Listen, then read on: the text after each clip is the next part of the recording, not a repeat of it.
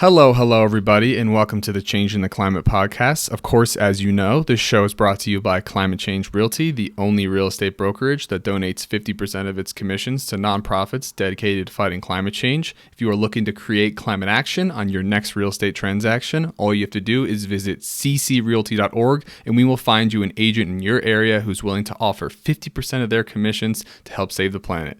Now let's dive into the podcast. Mama Shu, really nice to meet you. Thank you so much for taking some time to come on the podcast. I really appreciate it. Sure, Ethan. Thank you for the invitation. I'm excited. Yeah, you're very welcome. I'm excited too. I love what you're doing. Like I was saying just before the show started, I really respect people who take like community leadership positions. I think that's so important now more than ever before. And we always like to get this show started with some background on who you are and how you got to be doing what you're doing at the current moment. Okay. So, just some little background stuff. Even before the village got really intense. I was administrator for a school for 27 years, actually. I worked for Detroit Public Schools and also chartered schools. I am a former housing commissioner here. I was a reserve police officer for 6 years. The first lady chaplain in the history of Highland Park. Um, on the force. I was a charter commissioned for 3 years to rewrite the charter for Highland Park City. I'm also right now, I was appointed by the governor on a commission for community action and economic opportunity. And, those are just some of the things that I do in the community. I'm a mother, a community activist, and just here to serve the community and to make things better. And so this is what I'm just doing. And so on every level, even whether it was municipal or whether it was in an organization, I've been involved in something that to me would help my city and help me serve my city. That's awesome. Yeah. Am I correct that were your parents in the police force? Is that right, or am I thinking of something else? No, they weren't. Nope, they weren't. But as a young child growing up, I was always involved in, and I was always the one that organized stuff in the neighborhoods with even like the teenagers and stuff when we were little or younger. And so it just kind of, led on into high school. And I was just always, how they always had that one person that, a couple of people that, hey, they just doing some stuff and organize and say, hey, we should do this and that. I was that one, Ethan. Yeah, I was that one in high school too. I always thought it was the most fun to be the person who kind of organized the event, and it's not even about like being at the event or being at the party and being like the one that everyone's looking at. It's about organizing something and then looking around and then seeing what you've created and seeing everyone else enjoying it. Am I right that you kind of are like that same way? Yes, yes. I'm sorry, somebody walked in, but we're good now. My mama Yeah, no, phone. we're good. Yeah, We're okay. chilling. Yeah, you're the So matriarch. It's probably hard to take you away from something for like an hour. There's probably so many people like coming to you trying to ask you to do different things, right? yeah, she didn't know. She didn't know though. I would use everybody else is kind of a way, but she usually comes and says, "Hello." She has a super science classes down for the youth ages 1.5 to 11 years old, and teaches them all kinds of cool scientific stuff, STEM stuff. So anyway, so she just came to say hello. Thank you for that, though. Yeah, and you're a native to Detroit Highland Park, right? Yes, I was born in Highland Park and grew up and went to school in Detroit. Went to high school and junior high and all of that. I did do that. And so now I'm here in Highland Park. Started doing business and had a business on the other side of Woodward Avenue. And then just kind of saw this place, this block, Avalon Street. It was terribly blighted. And I used to ride back and forth and look at it. And it's just so funny how people ride back and forth and look at blight. And some people decide to do something and some people don't, obviously. And I was like, wow. I said, that block right there looked like don't nobody care about it or anything. I said, I'm going to go over there and just go build the village over there. You know, that's what I said. I said, I'm going to go over there, move over there. I said, I want to move right there in that corner house. I was eyeing a house and I was going to my school administrator job every day, just passing this one block. And I lived on the other side of Woodward on Rhode Island Street. Uh huh. And so I would see this block, Ethan, and my mind would start going like, okay, I can put a homework house here for the children. our schools was up under emergency management at the time. The library was closed. It was so many things that we didn't have here in the city, and so I was like, you know what? I want to just compact it all on one block. Yeah. How would it be if I just had everything all here and it could be a service to the people, eclectic shops, places to study, and all of that. And so that's where it all began. Yeah. Just as looking down here and looking at this blighted block. Right. Well, that's where the village, the idea for the Avalon Village began. I love how you Yeah. just see something and you come up with a vision and you just pursue it. I think it's incredible, and I want to dive deep into the details of how that's working and how it's come along. But before we go into the specific Avalon Street, I'd really like to know how you've seen the city of Detroit or the neighborhood of Highland Park change over the years since you were a kid. Because I've never been to Detroit before. I've only ever heard a couple of things about it. So I'd really love to hear what the city was like when you were a kid versus what it's like now, and why do you think it's changed? So when I was a kid growing up like I said, I was born in Highland Park. I was little, and then we moved to Detroit. Growing up in Highland Park for me as a child was, I had a good time. I did. I thought that it was beautiful. The schools were open. The library was open. I didn't grow around blight or anything. You had maybe a house or whatever that was abandoned, and that was it. And that was just few and far between. And this is my childhood. It was beautiful on the block.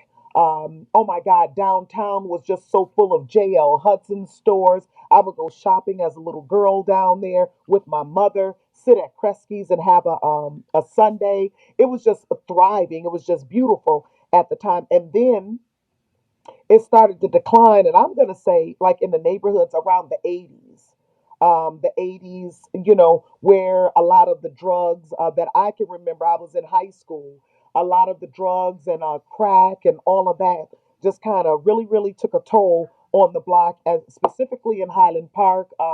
Chrysler moved out, so that changed the tax base of the city, and and then I've seen the schools close, one after the other. Public schools? The Public schools close? public schools of Highland Park. Wow. Uh, Yes, the public schools of Highland Park were up under emergency management. I'm actually, Ethan, the president of the Board of Education here, and we're working to build a high school. We have one school left, Ethan, K through 8, that's up under the district, and we're looking to rebuild from all of that. And so now that's actually what we're working on now. We're exploring possibilities of a high school now because our high school was tore down. So we have all of this just to look at all of this and then specifically see that the schools and places of learning and fun and everything and culture Of and course. things like that was just deteriorating, and it was really sad. It's just really sad to look at. It looks like when you, especially when you're looking at it in the neighborhoods and you living in it, it is it kind of tears you down or whatever if you're not strong, and it can looking at this and actually living around these type of surroundings. So, are they closing because there's less tax revenue coming in from less industry being in the area? That part, and then also there's not a lot of people who live here. The actual population Oh. is diminishing as well. So right now, back in the booming days of Highland Park, and I'm going to say like the 50s, it was up to like 50,000, 55,000 people. The city is only 2.9 miles. Now we have about Uh-huh. 9,900 right now, Right. according to the last census. But that is the tax base, is all of that. In order to have public schools, you have to have people here to pay taxes so that all of that can work.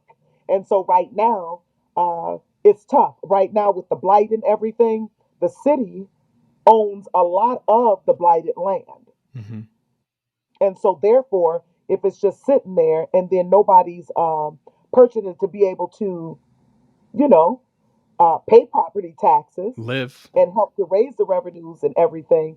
That's what that's part of one of the issues right now. And so hopefully we're working on that with our future administration. Things are looking to switch up in November, if we want to look at it that way. But to me, or whatever, the power comes from the people who are in the foundation, like the ones that are in the mud and like do the work like we're doing. Like this is like we're not waiting on anybody, you know, to actually help. Of course.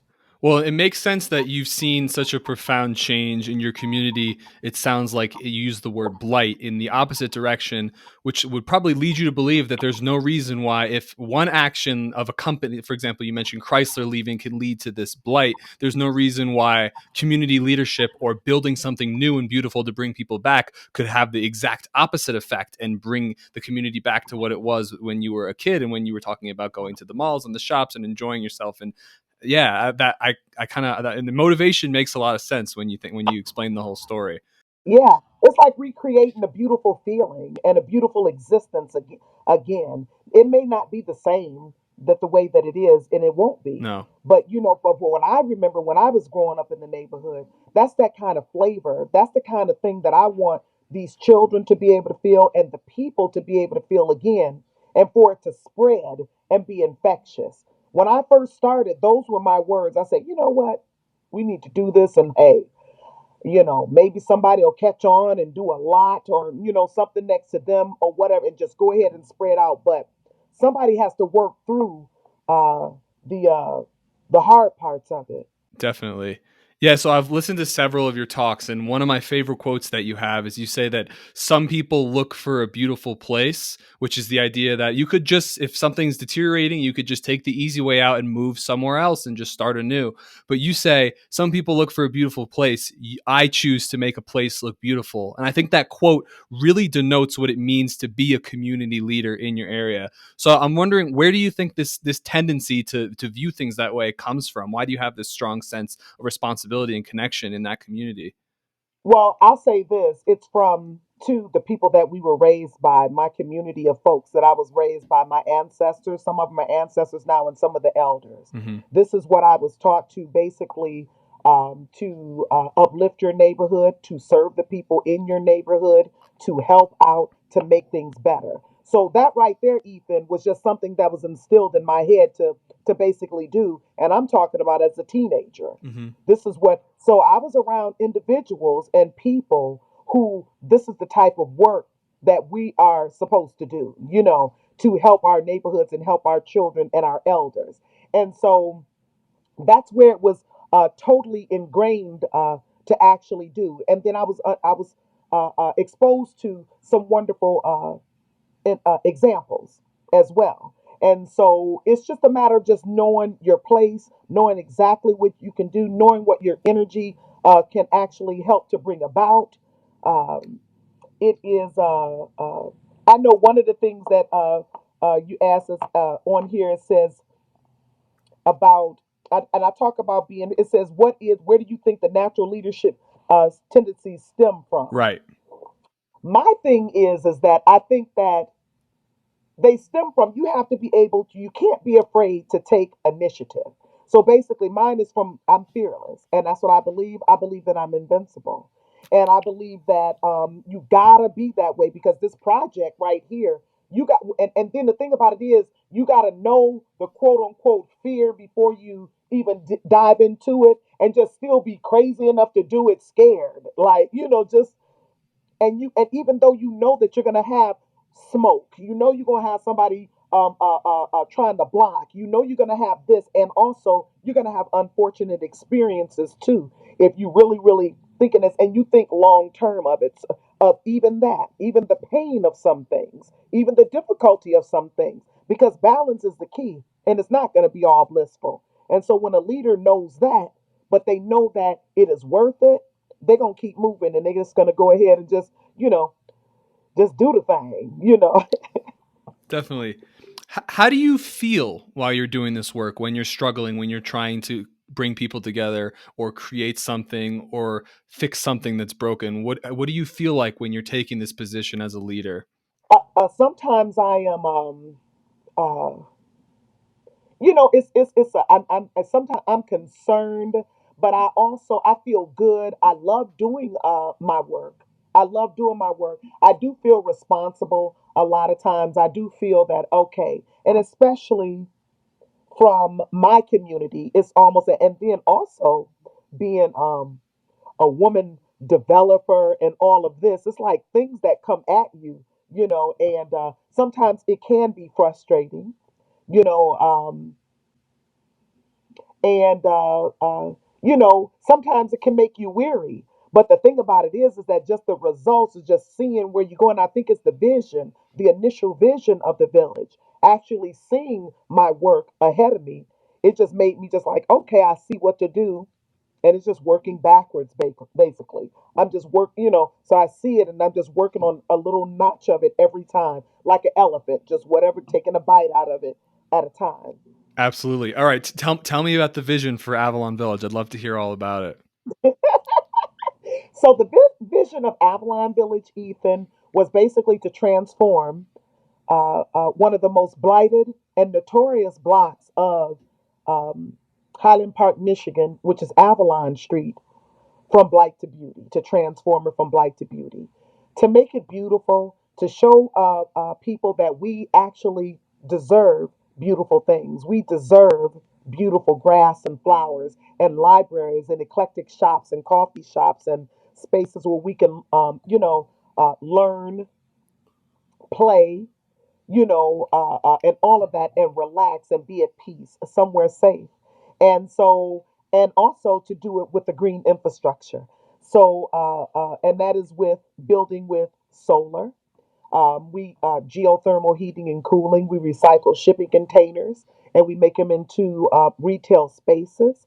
A lot of our work we're building, we have gardens around, a lot of beautiful green spaces. So that is basically it's an eco village in the making. And so even understanding that some of us still we have furnaces. There's only 6 residents on this block.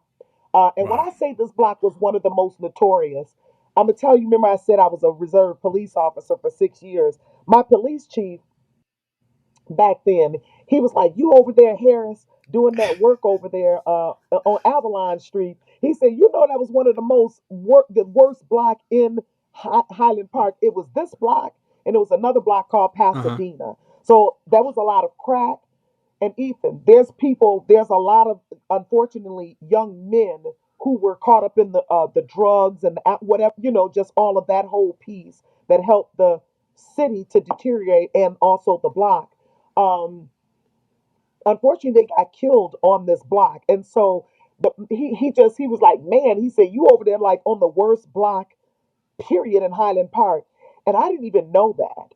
I didn't know that this was like this notorious. All I knew is that it looked fertile to me, and it looked like it just couldn't get no more deader. That's what I said. I was like, you know what? And when I looked at it too, Ethan, I'm riding to work to my job, my school job, right? And I'm looking down and just imagining. I did that for like 4 years. Just imagine, like, you know what? What's going on over there? And man, I swear, I never knew that it was like the worst black people getting killed. When then I started hearing stories, I'm like, whoa. And so, but I just felt drawn to come over here. I really did. And so, boom, came over here and purchased the first house for $3,000. And it was 6 months after my Jacoby Ryan, my baby boy, got killed. I had a Hmm. 2 year old that got hit by a car in 2007. He was 2 years, 1 month, and 6 days old. And I remember now. Remember, I told you I've been watching this street because I lived on the other side of Woodward. But I'm like, what's going on over there? Nothing. I'm just looking and everything. For 4 years, I'm looking at this. And 6 months after he got killed, this house became available to Hmm. purchase.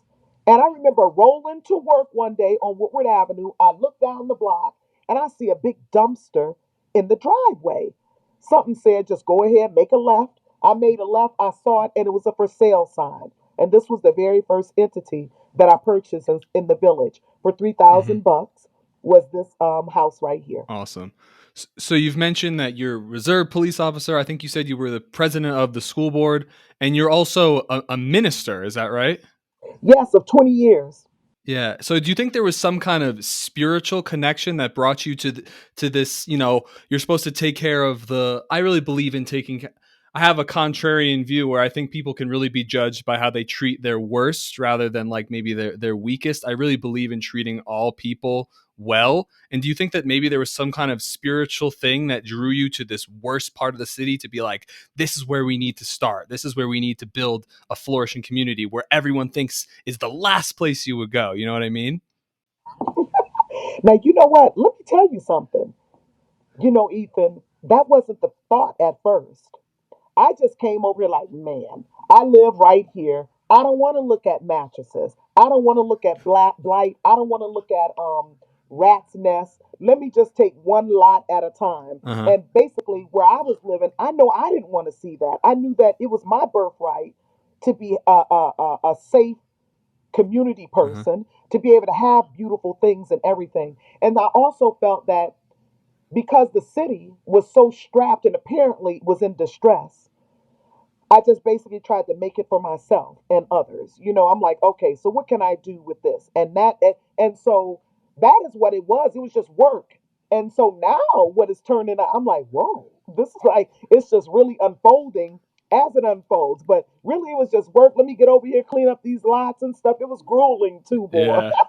It took 9 years to clean this place up. 9 years. I took a vacant lot at a Was it just time. you and your family? No, no, no. It was me, the family. There was volunteers, the guys at the homeless shelter across the street. They have been working with me every year. It's transit, but I provided jobs for them. I had children that come to do make service hours as community service hours. My friends that I had to beg, all of that. It just was years of just getting that stuff done. And that was just the cleanup. It was so much blight on the block. And we even have pictures online where you can see like really how it really, really looked. And so a couple of houses got tore down. So Ethan, this is over time. But I think that to answer your question, I'm gonna tell you this, okay?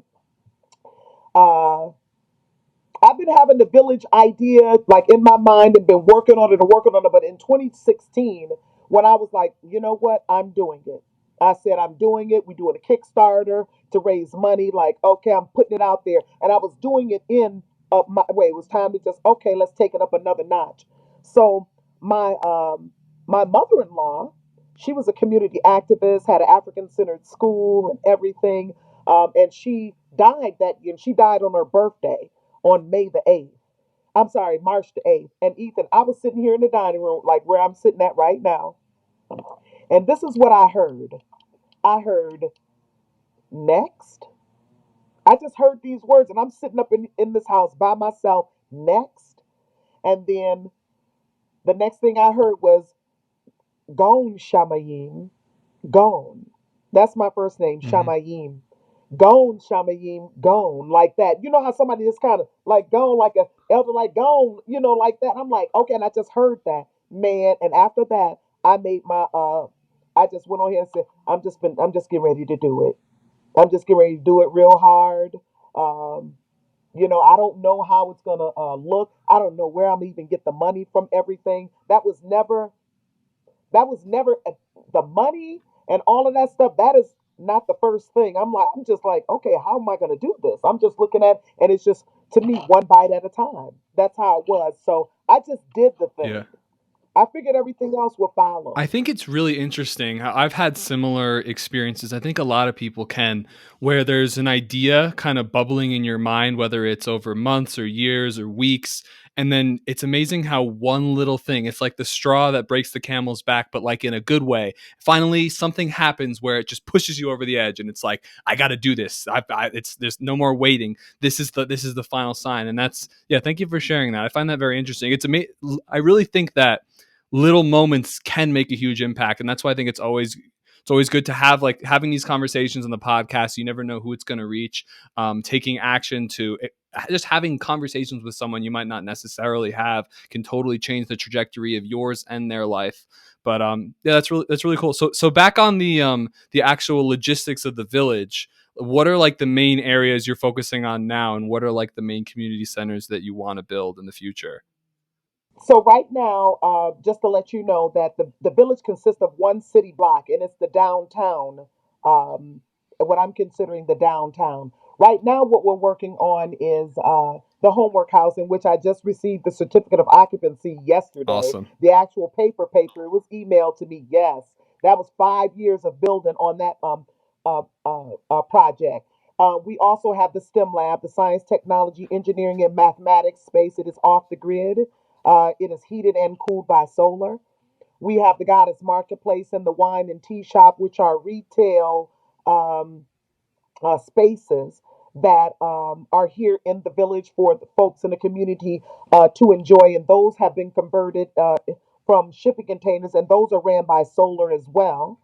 We also have Jacoby Rod Park, which have an amphitheater there right now, where we have bands and all of that come. Our newest addition, one of our newest additions, is the My Three Sons basketball court. I don't know if you've been seeing lately, but we installed that last year with the Generator Z grant.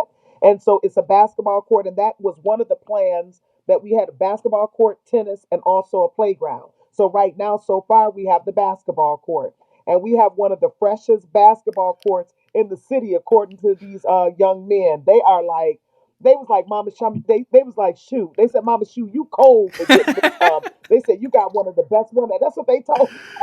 They told me, even they said that's hard. Well, that's awesome.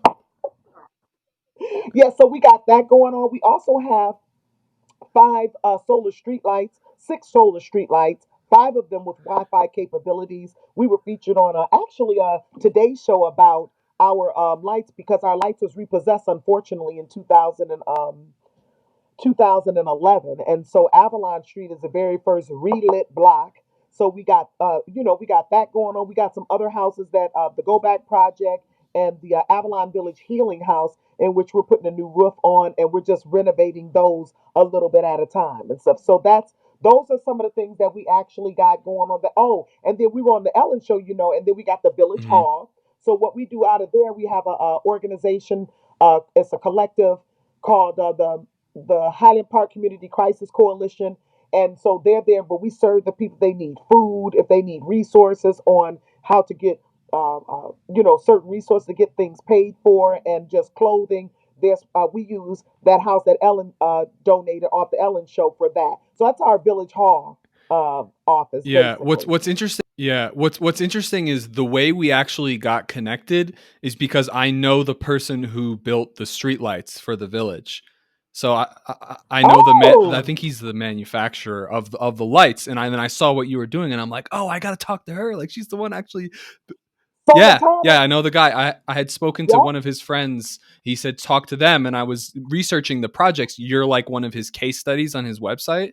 So I'm like, oh, I got to talk to her. Like, she's doing something really cool, and I'm glad I did. Yeah. What made you decide to take like the eco village focus? Why not just build like a traditional village? And yeah, so what is it when you say eco village? What do you mean by that?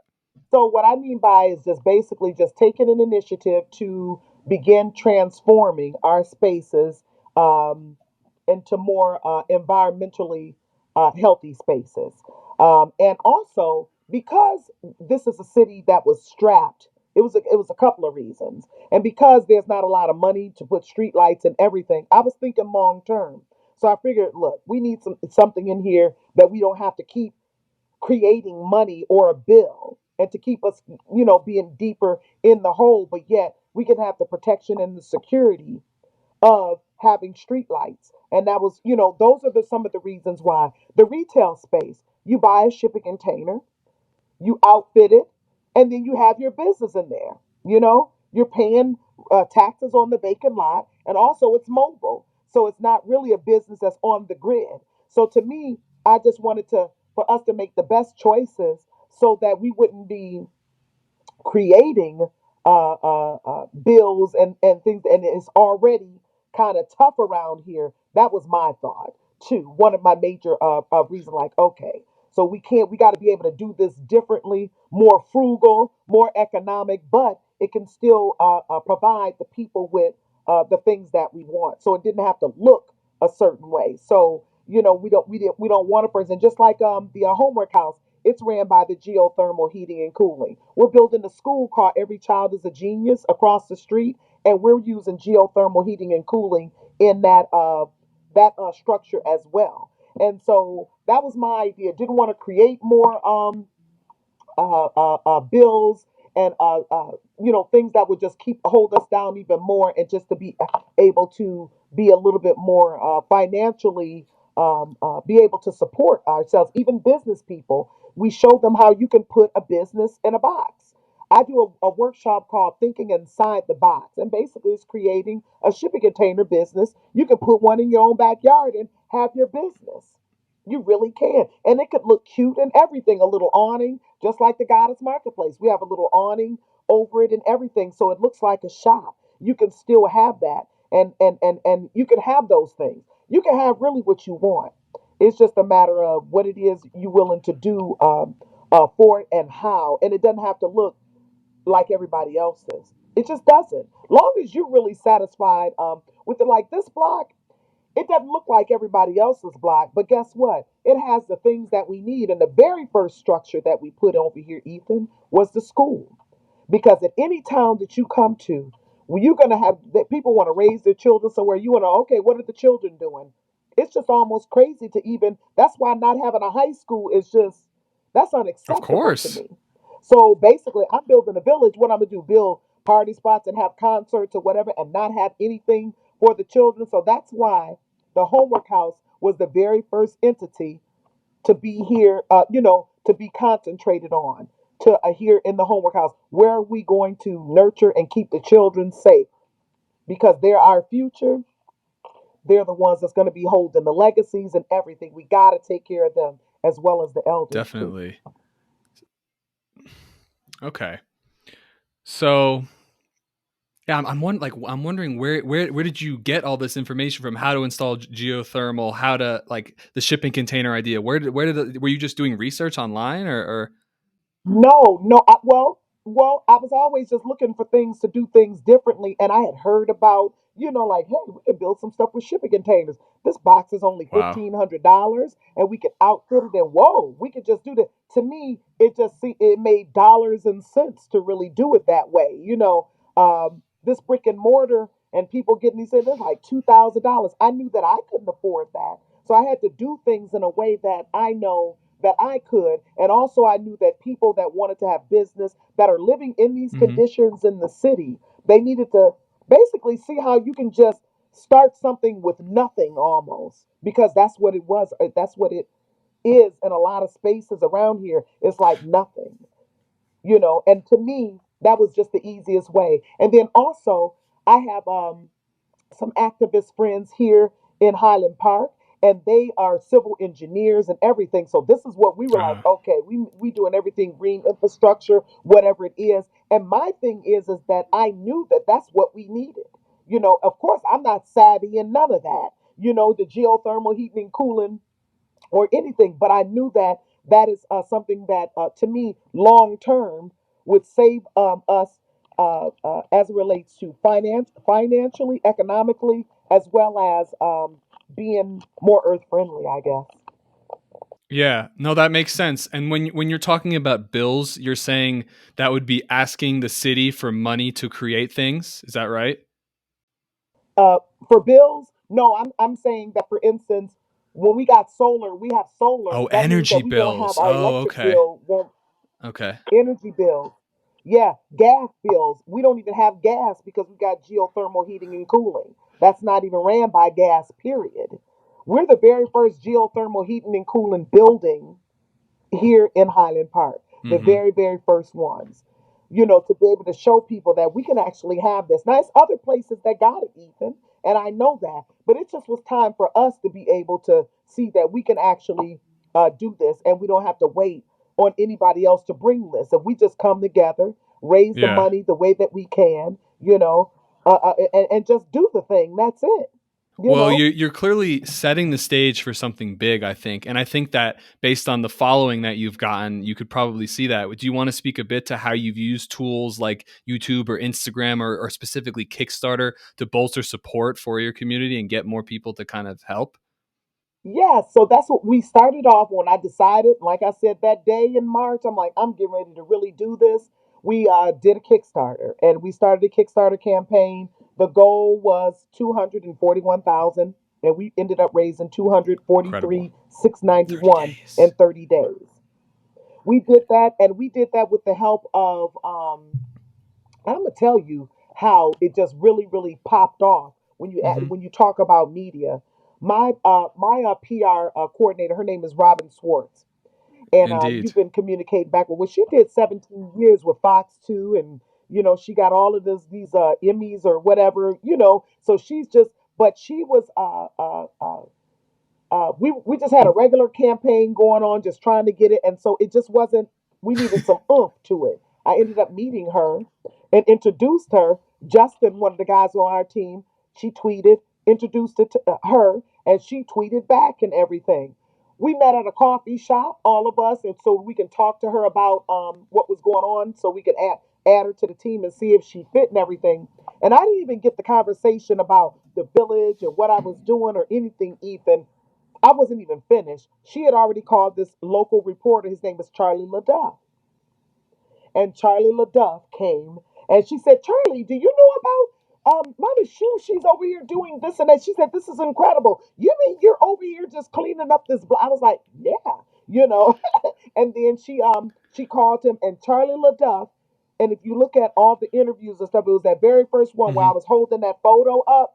That was the report from Charlie LaDuff. And ever since then, Ethan, it has been, on a roll from then. And then people were, just the local news and beyond that. So basically, we use that. We use Twitter. We use, what is it, Instagram. We use it. Actually, I just got two young, what is it, media Nice. specialists, and so we're doing some really cool TikTok stuff. We're doing some reels and everything. And so that right there is actually another level, and it's kind of fun to do, doing that. So we just started exploring that. I'll say this: the followings, the numbers, and just the social media Yeah. numbers, the likes or whatever, all of that was organic. It was nothing boosted, anything. That was years of organic, and that's the way that I like it, Ethan. I like it like that. I like that slow grow of something. To me, the foundation is there. It's getting sturdy. You ain't got to do. Then you got them real ones coming. The hey, it's like some people that's really really been following since day one. That's included in like I think we got 4,000 people web. That's just. But what I'm saying is that I like that slow movie. It builds. I like that consistent look. And then people, to me, they just Hmm. love it because they love it, not because you're Right. trying to boost it or anything like that. And but now we're just actually using. So now it's like at the point now I'm just ready to have some fun with it being a woman developer here. We got to Hell have yeah. little spins. Uh, Hey Ethan, I mean look, a woman, what is it? Property development mogul There over you here. go. Doing more than I think a lot of those guys. There's no doubt that providing shelter is really great and meaningful work, but I think a lot of those guys are really in it for the money. But I love, and this is why I wanted to talk to you. I love that it comes from the heart, a deep connection to your community, and a desire to remove blight from an area that didn't previously have it because you grew up there and it was an amazing community, and you just want to bring that back even better than when you were a kid, which I think is awesome. And I'm totally with you there on the long term Hmm. gratification. I think there's nothing more fulfilling than working for something for a very long time and seeing it slowly coalesce. That's really the signs of a truly successful entrepreneur, is really someone who's committed to something for the long term and happy to watch it slowly grow over time. I'm wondering why you Yeah. think, as far as I could tell, it seems like you had financial support from people all around the U.S. after your project kind of became very popular. So with like so much else going on in the world at the time, why do you think that so many people were interested enough to like donate to your cause? I think because they probably see their neighborhoods blighted and they see that and they can identify and that I'm just a regular old person or whatever, just trying to sit up here and make my block good. Seriously, I just really think it's like that. Like, wow, okay, then let me throw $100 or Yeah. whatever to that. Yes, it's some people that want to see us live beautifully in neighborhoods and have a good time and be healthy and safe. It is some people who genuinely want that, and I just think that the people that have donated, like you said, all over the world, from just from the Kickstarter and just that donate.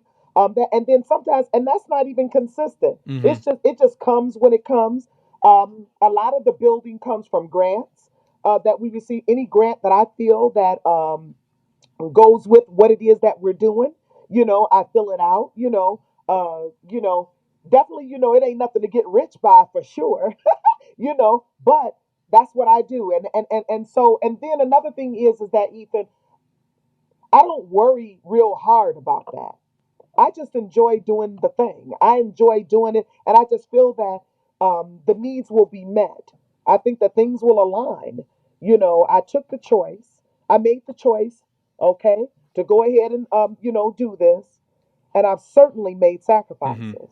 Yeah. Well, I think it's simple as people buy things because it makes them feel good. They align with your mission and your energy, which of course I do as well. Talking to you, it's fun. You're full of energy and it's exciting and you have this vision and it's undeniable once people can really see it. And I think someone sees that, they're like, I love that. I want to support that, and they donate because they feel good about themselves. It's not necessarily about your specific neighborhood. It's about their idea of what they think the world should be like. As my And you know what else too? I want to add to that too. Like you said, that excitement too. But it's almost like when I don't even know like where every all the pieces are going to connect. I'm just doing it with whatever I have that comes in front of me.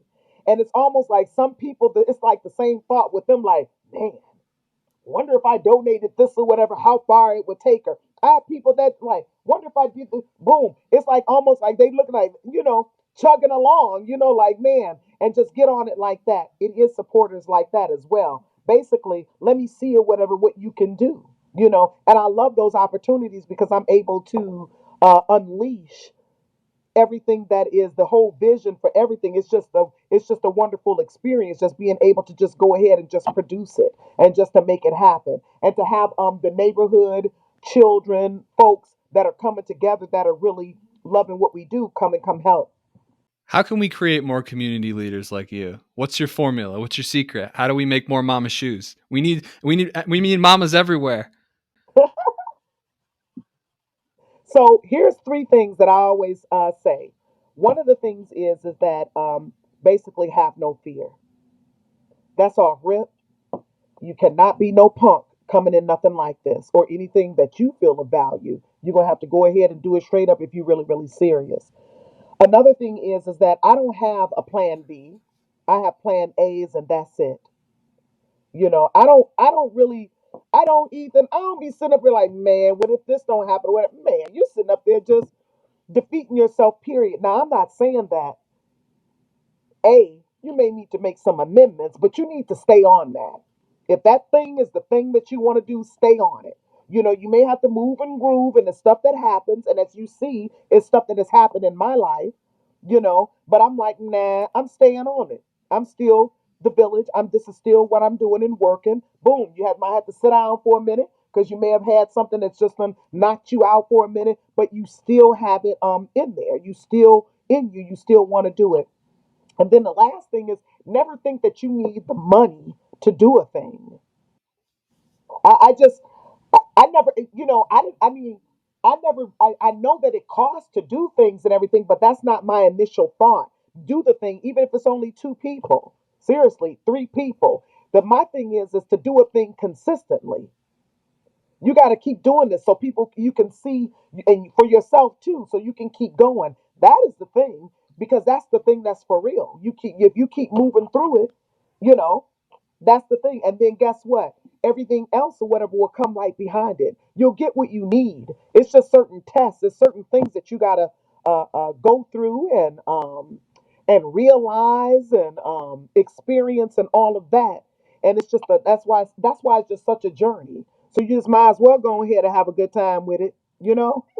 I mean, I think that's a good motto to follow in life. And I have to say, I talk to entrepreneurs and innovators all the time. You exude all these qualities of like a successful entrepreneur. It's just, I see it as artists are the same way. It's just about creating something, having passion behind it, never giving it up, having no fear.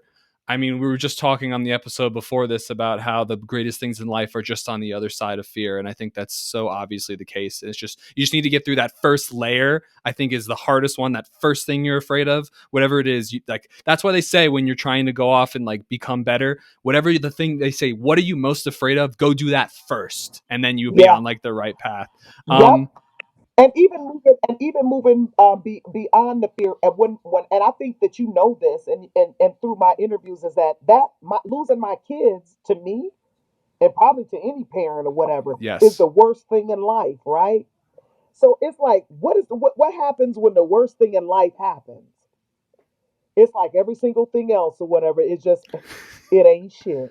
It ain't. You just breathe. No, seriously, I really do feel like, oh, okay then. I mean, because people are sweating small stuff, and I personally am living with grief every single day and still doing this, and other people do, but we're talking about this experience, and so that's always heavy on your mind. It's still just always there. So I'm trugging along too, Ethan, with those kind of things too, thinking that that right there is still in my heart and everything very deeply, and still able to go ahead and move towards it. So I know that this is a wonderful thing, and it's bigger than me, and it's bigger than them. Thank you so much for saying that. I think that's really relevant. Could you maybe talk a little bit more about that? Is of how helping the community is helping you to heal yourself and kind of get through those traumatic experiences that you've had? Yes, I think that doing this, especially like when my baby boy got killed, and then, like I said, 6 months we moved over here. I'm like, wow, okay, that right there, I built a park in his name. Those things are healing. It's helping me to basically keep those children alive. I'm still raising them, basically. The energy is still there. I'm still a mom. It's just that to them, it's just that I'm raising them in the heavens. And then it was a long time. And then my other boy, when my other boy got killed a year ago, man, I was like, the womb and everything was still there and everything, but it was still a long time with the baby. And so it's like, okay, you know, it wasn't as intense. And so a year ago and stuff, it just seemed like, actually really, it felt like a square one thing again. Still that other one linger, but it's like back to the rawness of everything. And but the thing about it is, though, Ethan, is that I knew what would help me to get through it. I knew exactly what to do.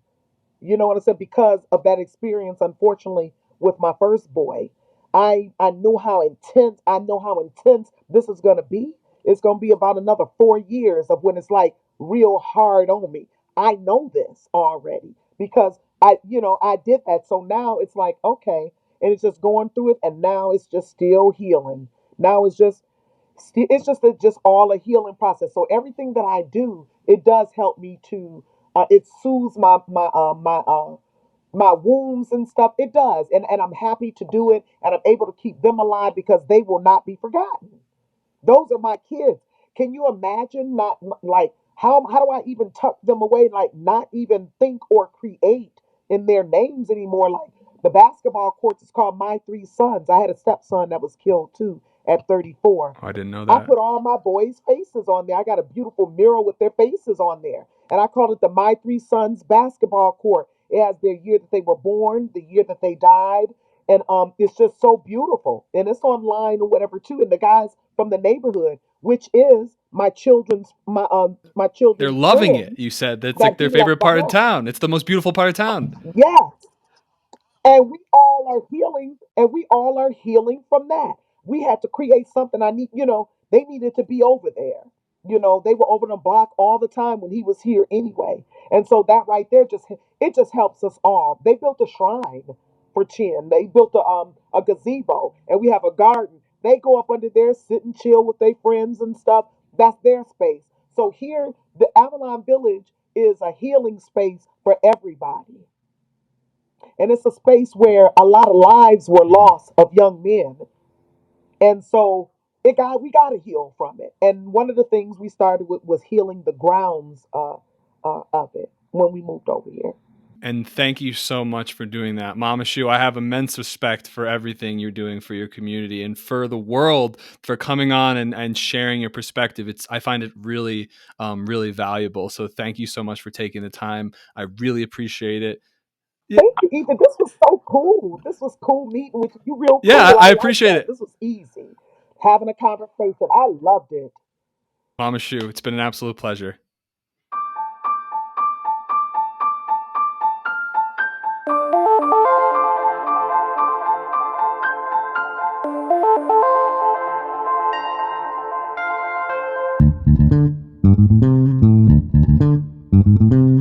So if you or anyone else you know is looking to buy or sell a home anywhere in the USA and would like to create thousands of dollars in donations without any cost out of pocket, please visit ccrealty.org today.